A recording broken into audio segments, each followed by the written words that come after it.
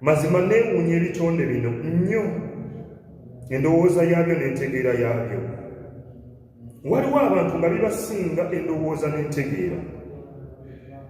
Ogenda n'olaba omuntu nga yeetaaga obuyambi naye nga waliwo abulina nga tasobola kumuyamba.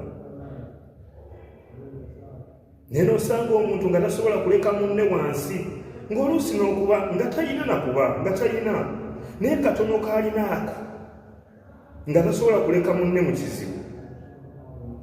Bye bino ebitonde olaba nga tekirina maanyi gamala na busobozi, naye ne kigezaako omulundi ogusooka, ogwokubiri munne waakyo kimugye wansi, n'ogwokusatu paka bwe kimutuusa waggulu. Tetuyamba bantu kutusiima. Oba oliawo waliwo be tuyambye ne batatusiima yadde okutujjukira. Waliwo be tukoledde ne bafuuka balabe baffe. Naye eyo si y'ensonga, kubanga tewayamba kusiimibwa.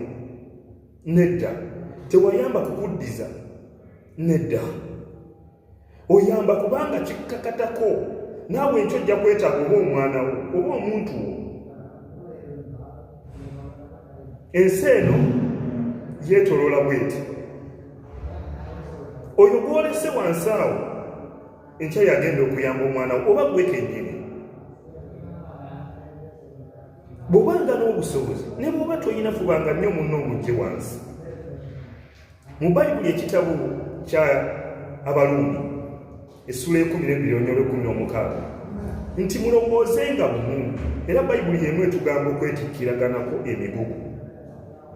Muno bw'olaba ng'omugugu muzitooweredde, fuba okulaba ng'omuyambako obulamu bumwanguyire. Anaakujjukira, bw'anaaba takujjukidde Katonda agenda kujjukira.